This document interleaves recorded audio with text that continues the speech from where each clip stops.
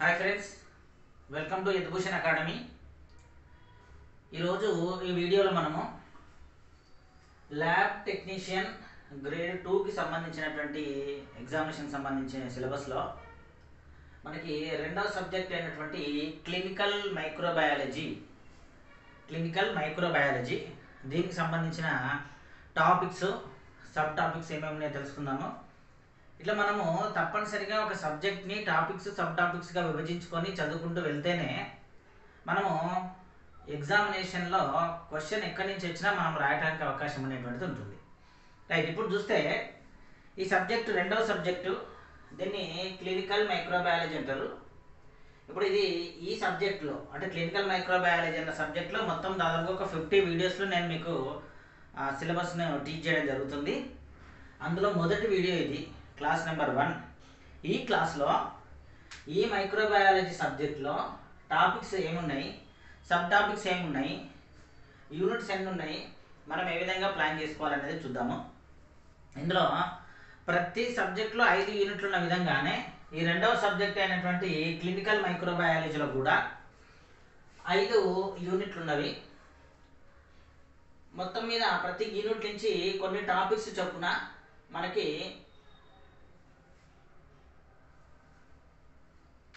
Sub topics ఉన్నాయి.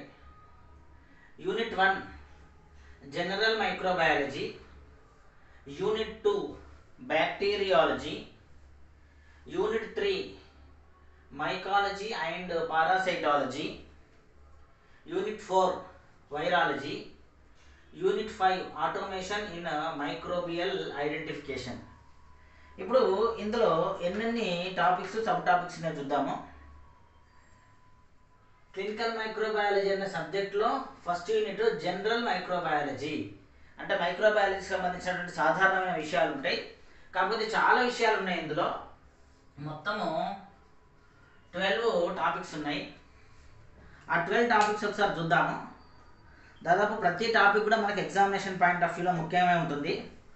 మొదటి topic knowledge of various samples and procedures of collection for microscopy, serology and culture.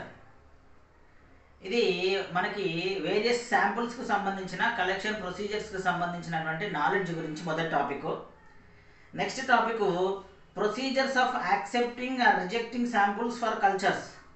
అంటే మనం తీసుకున్నటువంటి శాంపుల్ని నిర్ణీత ప్రమాణాలకు అనుకూలంగా ఉంటే దాన్ని యాక్సెప్ట్ చేస్తాము, లేకపోతే రిజెక్ట్ చేస్తాము. ఆ ప్రొసీజర్స్ అన్నీ ఈ టాపిక్లో తెలుసుకోవాలి. తర్వాత topic procedures of labelling, registering, transport and storage of various specimens.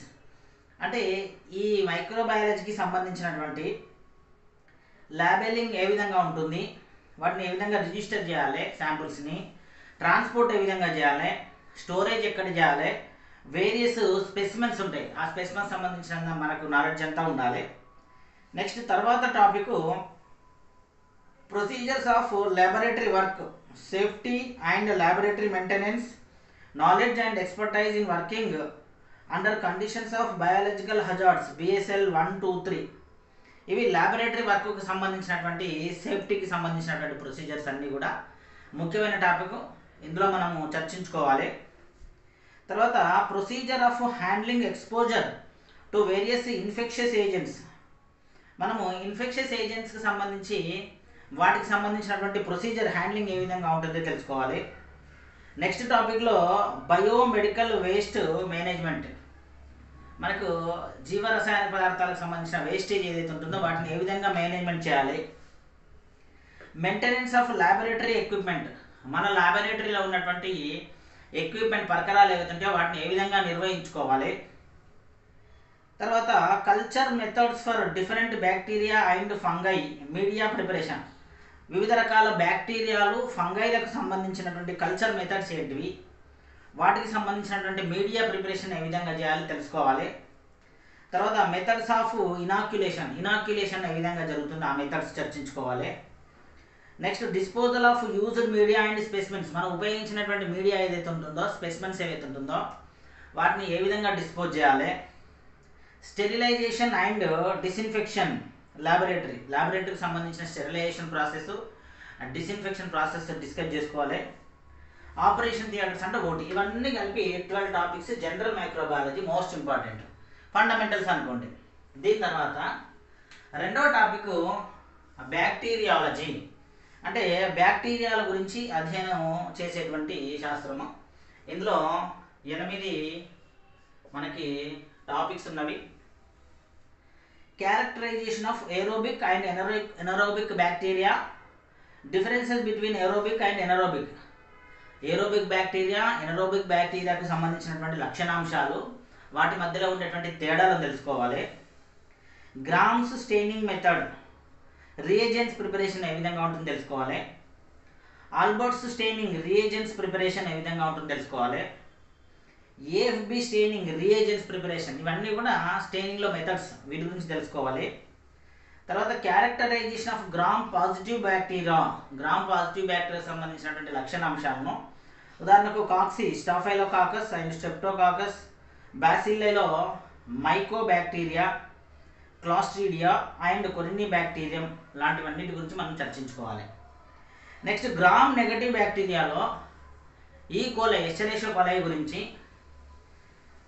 క్లెప్సిలియా, Proteus, Salmonella, Shigella, Vibrio, Pseudomonas, వీటి గురించి చర్చించుకోవాలి.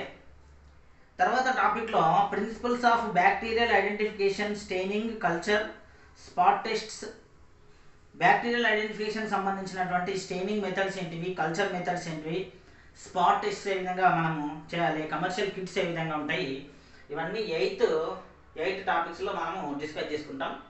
Unit 2 bacteriology. Unit 3 mycology and parasitology. ఇందులో టోటల్గా మనకి 8 టాపిక్స్ ఉన్నవి.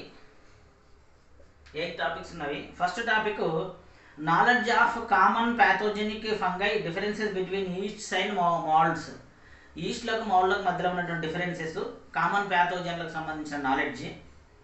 ఫంగల్ మీడియా ప్రిపరేషన్ ఏ విధంగా ఉండాలి, pH adjustment, preservation of media and samples, preparation of reagents, KOH, germ tube test, spot test లాంటివన్నిటికి సంబంధించిన పరిజ్ఞానం ఉండాలి.